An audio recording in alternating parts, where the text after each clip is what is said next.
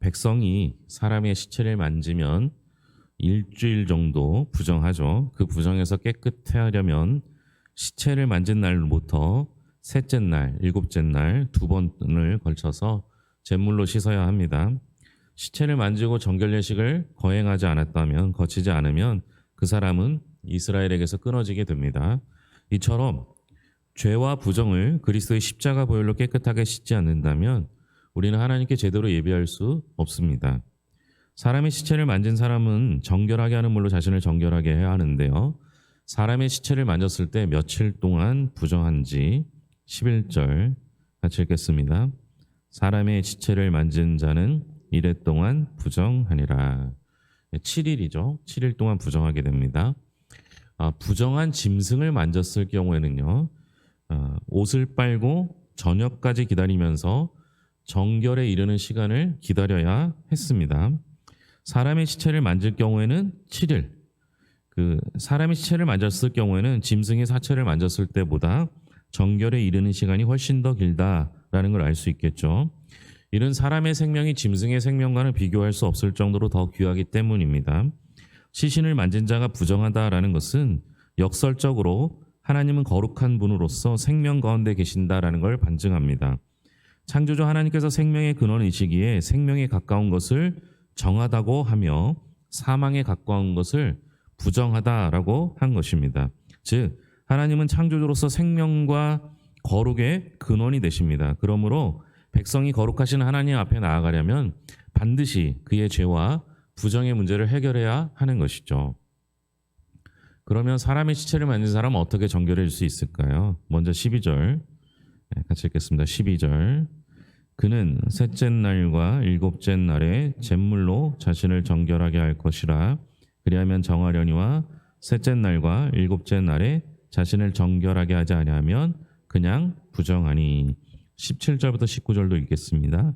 그 부정한 자를 위하여 죄를 깨끗하게 하려고 불사른 재를 가져다가 흐르는 물과 함께 그릇에 담고 정결한 자가 우슬초를 가져다가 그 물을 찍어 장막과 그 모든 기구와 거기에 있는 사람들에게 뿌리고 또 뼈나 죽임을 당한 자나 시체나 무덤을 만진 자에게 뿌리되 그 정결한 자가 셋째 날과 일곱째 날에 그 부정한 자에게 뿌려서 일곱째 날에 그를 정결하게 할 것이며 그는 자기 옷을 빨고 물로 몸을 씻을 것이라.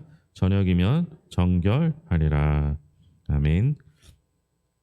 시체를 만진 사람들은 7일 동안 부정하게 되는데요.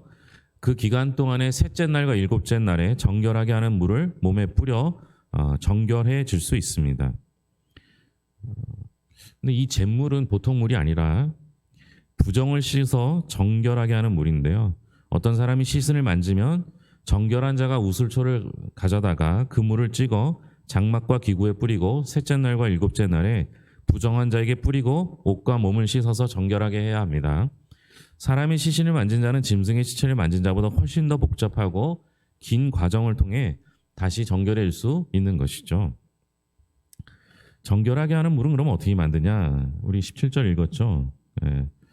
이게 우리가 읽지는 않았지만 19장 1절부터 10절 말씀에 보면 좀 더 자세히 나옵니다. 어떻게 하느냐? 암송아지를 속죄제로 불태우고 그 재를 흐르는 물과 함께 그릇에 담아서 잿물을 만들게 됩니다.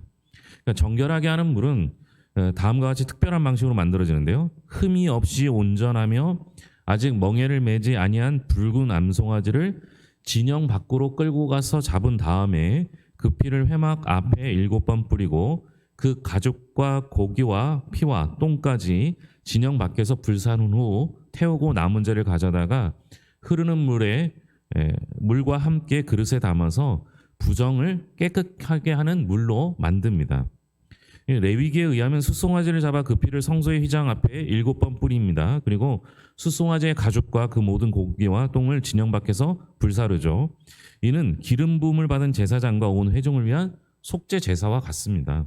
그러니까 정결하게 하는 물은 이처럼 속죄 제사 과정을 거친 송아지의 재를 이용해서 만든 것입니다. 그래서 하나님 앞에 속죄 제물로 드려진 제사기 때문에 그게 정결한 물이 되는 것이죠. 우리가 이 본문만 보면 잘 이해가 안 되는 부분도 있을 수 있어요. 근데 우리가 흔히 말하는 부정, 왜 시체를 만지면 부정하게 될까? 이렇게 생각할 수 있어요. 이걸 가지고 여러 학자들이 다양한 방법으로 이야기하는 경우가 있습니다. 첫째는 시체 자체가 아, 그 부정 또는 그, 그 근원이, 그러니까 이제 병균이 모여 있을 수 있는 가능성이 있다는 거예요.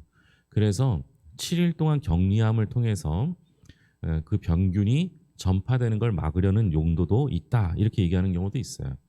근데 여러분, 우리가 이 말씀을 너무 깊게 생각하지 말고요. 부정이 뭐고 정한 것이 무엇인가를 생각해 보면 좀 더 쉽게 해결이 됩니다. 여러분, 부정을 잘 모를 때는 정한 게 뭐냐? 여기서 말하는 정한 거는 생명을 뜻합니다. 여러분, 생명의 근원은 누가 되시겠어요? 예수님이죠. 그러니까 정한 건 예수님이고요. 부정한 건 예수님이 아닌 것 또는 생명에 반대되는 죽음이 부정한 거예요. 그래서 여기서 말하는 시체를 만졌다는 것은 죽음 자체가 부정하다는 겁니다.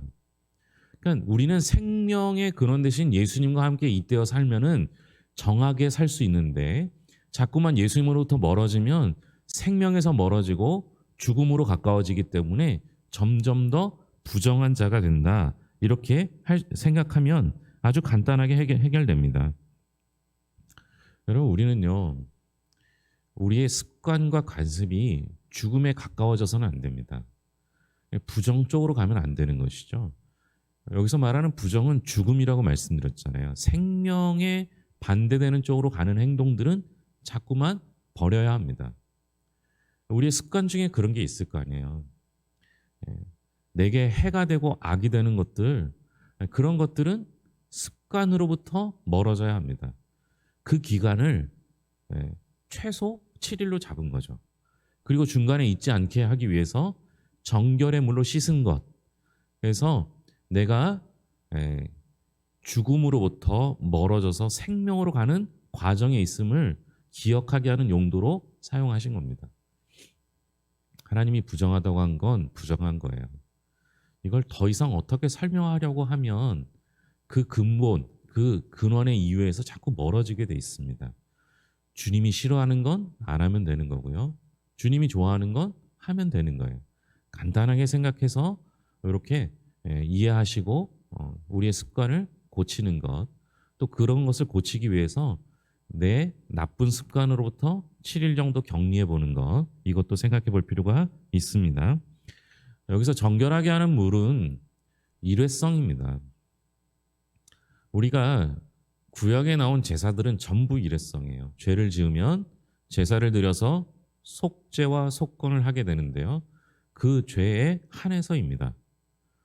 그 속죄제와 속건제를 드렸다고 해서 모든 죄에 통용되는 것이 아니라 지금부터 또 미래에 있는 모든 죄에 다 효용이 있는 것이 아니라 내가 지은 죄, 내가 깨달은 그 죄에 한해서만 속죄와 속건이 이루어지는 거예요. 그러니까 이 부정을 정하게 하는 물도 일회성입니다. 그런데 그렇게 되면 우리가 언제 생명을 얻을 수 있겠습니까? 우리에게 영원한 정결하게 하는 물이 있는데 그것은 예수님의 피밖에 없다는 거예요. 주님의 피로서만 우리가 정결하게 될 수 있다라는 사실을 기억할 필요가 있습니다. 자신을 정결하게 하지 않으면 공동체를 부정하게 만드는데요. 시체를 만지고도 정결 예식을 거치지 않으면 결국 무엇까지 더럽히게 되는가? 13절입니다. 같이 읽겠습니다. 누구든지 죽은 사람의 시체를 만지고 자신을 정결하게 하지 아니하는 자는 여호와의 성막을 더럽힘이라. 그가 이스라엘에서 끊어질 것은 정결하게 하는 물을 그에게 뿌리지 아니하므로 깨끗하게 되지 못하고 그 부정함이 그대로 있음이니라. 시체를 만지고도 정결 예식을 거치지 않으면 여호와의 성막을 더럽힌다, 이렇게 말합니다. 만약 어떤 사람이 시신을 만지고도 정한 규례에 따라서 정결 예식을 치르지 않는다면 그 일로 인해 성막이 더러워지게 됩니다. 그리고 그 사람은 성막을 더럽힌 죄 때문에 백성에서 끊어집니다. 한 사람의 범죄는 다른 사람만, 자기 혼자만 자기 몸만 더럽히는 것이 아니라 성소를 더럽힌다라는 겁니다. 즉, 한 사람의 죄는 개인에서 끝나지 않고 공동체 전체에 영향을 끼치게 됩니다.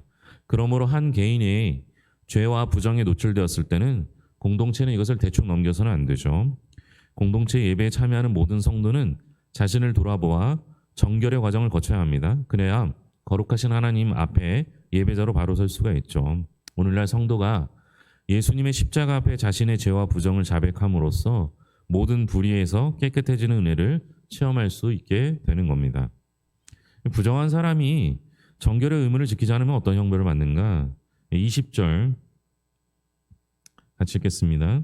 사람이 부정하고도 자신을 정결하게 하지 아니하면 여호와의 성소를 더럽힘이니 그러므로 회중 가운데서 끊어질 것이니라. 그는 정결하게 하는 물로 뿌림을 받지 아니하였은즉 부정하니라. 이스라엘 회중 중에서 끊어진다고 말하죠. 그런데 회중에서 끊어진다는 건요, 단순히 이스라엘로부터 축출된다는 의미가 아니라 이스라엘의 회중에서 끊어진다는 건 하나님과의 관계가 끊어진다라는 의미도 됩니다. 개인의 정결과 부정이 공동체 생활과 긴밀하게 연결되어 있다라는 것을 알 수 있죠. 사람이 부정으로부터 100% 완전히 자유로울 수는 없습니다. 그렇기 때문에 더욱 부정에 노출될 때마다 지체 없이 부정을 깨끗하게 하는 과정을 거쳐야 합니다. 오늘날 우리가 죄와 부정을 깨끗하게 하는 방법은 십자가에 못 박혀 속죄 제사를 온전히 이루신 예수님의 은혜를 의지하는 것입니다. 오직 주 예수의 거룩한 피가 우리를 죄와 부정으로부터 깨끗하게 할 수 있는 것이죠. 오늘 말씀을 통해서 우리가 몇 가지 좀 더 생각해 볼 필요가 있는 게, 첫째는 하나님께서 부정한 우리를 그냥 버려두지 않으신다라는 사실입니다. 우리는 더러우면 버리잖아요. 지저분하면 버리고 망가진 것이 있으면 버리는데, 우리 하나님께서는 부정한 우리를 반드시 정결하게 하는 방법을 알려주신다라는 사실입니다. 이게 저는 은혜라고 생각해요. 우리는 늘 부정에 노출되어 있습니다. 그런데 부정한 우리를 그냥 버려도 할 말 없는데, 죄 지은 우리를 그냥 버리셔도 할 말이 없는데, 주님께서는 다시 깨끗게 하시는 방법을 알려주셨다라는 사실입니다. 왜 7일이나 걸리냐, 왜 이렇게 까다롭냐 따지는 것이 아니라, 그것이 우리에게 은혜임을 아는 사람이 부정한 사람에서 정결한 사람으로 바뀔 수 있다라는 겁니다. 두 번째 생각해 볼 것은, 부정한 사람이 정결하게 되는 데는 하나님이 정하신 방법대로만 해야 한다라는 겁니다. 우리 마음대로 우리 뜻대로 하는 것이 아니라 하나님의 방법대로 하는 거예요. 제가 목사로서 신앙적인 부분을 도와주는 역할을 합니다. 근데 제일 힘든 사람이 뭐냐? 자기 주장이 강한 사람이에요. 요즘 우리가 새벽 예배를 통해서 민수기 말씀 보고 있지 않습니까? 자기 주장, 자기 생각이 강한 사람은 도와드리기가 정말 힘듭니다. 여러분, 우리가 살아가는 신앙의 방법은 내 생각대로 내 뜻대로가 아니라 하나님이 정해주신 방법으로 할 때만 정결해질 수 있는 거예요. 그러니 여러분 생각을 고치셔야 돼요. 목사의 생각이 맞다는 것이 아니라 하나님이 정해주신 방법으로. 왜 그렇느냐가 아니라 이거는 하나님이 정해주신 방법이 성경에 기록되어 있으니까 하나님의 방법대로 할 때만 정결해질 수 있다는 사실 기억할 수 있기 바랍니다. 세 번째로, 한 사람이 정결해지기 위해서는 정결한 다른 사람이 도와줘야 합니다. 정결한 물을 뿌리는 건 스스로 뿌릴 수가 없어요. 스스로 부정한 사람이 정결한 물을 만들 방법도 없고요. 정결한 물을 만지는 순간 부정한 사람이 만졌을 땐 그 물도 부정해지기 때문에 그래요. 그러면 결국 그 물을 뿌려주는 사람은 정결한 사람이어야 한다는 거예요. 이래서 공동체가 중요합니다. 우리 교회에 누군가 부정한 사람이 있다면 그 사람을 일정 기간 격리하는 동안에 최소 2번은 찾아가서 그에게 정결한 물을 뿌려줄 정결한 사람이 필요한 거예요. 교회가 그 역할을 해야 합니다. 정결한 사람으로서 부정한 사람과 거리를 두라는 것이 아니라 3일째 또 그 다음 이 기간을 두면서 자꾸 찾아가서 정결한 물을 뿌릴 수 있는 사람이 필요한 거죠. 우리는 부정하거나 더러운 사람들을 보면 피하고 멀리하려고 합니다. 그런데 성경에 의하면 정결한 사람은 부정한 사람을 도와줘야 할 의무가 있다라는 사실입니다. 우리 교회가 그런 일들을 잘 했으면 좋겠어요. 남을 도울 수 있는 사람은 정결해야 합니다. 그래야 나도 실수로 시체를 만지거나 가족 중에 누군가 죽어서 장례를 치러야 할 때 내가 부정해질 수밖에 없는 상황이 놓였을 때 정결한 누군가가 나를 도와줄 수 있는 겁니다. 교회는 서로가 서로를 돕는 사람들로 아름다운 공동체를 이루어가야 하는 것이죠. 그게 우리 교회가 가져야 할 좋은 장점이 될 거라고 생각합니다. 무엇보다 정결하게 하는, 완벽하게 정결하게 하는, 완벽하게 생명을 주시는 이는 예수 그리스도와 예수 그리스도의 피밖에 없음을 기억하시고 늘 주님과 잇대어 사는 성도들이 될 수 있기를 바랍니다. 기도하겠습니다. 하나님 아버지 감사합니다. 우리는 부정해질 수 있습니다. 완벽하지 않기 때문입니다. 이 세상도 우리 자신도 그렇기 때문입니다. 그런데 우리 하나님께서는 그런 우리가 정할 수 있는 방법을 알려주시고 그 방법이 반복되어져서 사용될 때마다 영원을 사모하는 마음을 허락하셨고 그 영원한 생명을 주실 수 있는 분인 예수 그리스도를 우리에게 선물로 주셨습니다. 이제 우리는 예수 그리스도를 믿음으로 완벽한 생명에 들어갈 수 있습니다. 주님만 의지하고 주님 뜻대로 주님이 정하신 방법대로 정결케 되게 하여 주시옵소서. 우리가 주님의 은혜로 정결하게 되었사오니 우리도 누군가에게 은혜를 베푸는 사람이 되게 하여 주셔서 공동체가 부정한 이들을 돕고 정결하게 하는 예식에 함께 참여하는 의무를 다함으로 공동체 전체가 깨끗하여져서 하나님의 전이 깨끗해지고 하나님의 가정들이 깨끗해져서 이 땅에 정결하게 하는 주님의 도구로 쓰임받게 하여 주시옵소서. 우리의 몸이 연약합니다. 하나님 아버지 강건케 하여 주셨고 우리의 마음이 흔들리지 않도록 주님 은혜를 더하여 주시며 우리의 영혼이 날마다 충만할 수 있도록 성령으로 채워 주시옵소서. 이 밤에 주의 전에 나와 예배하는 이들과 인터넷으로 함께 참여하는 모든 이들에게 하나님의 은혜가 넘치도록 있기를 소망하며 모든 것을 예수님의 이름으로 기도합니다. 아멘.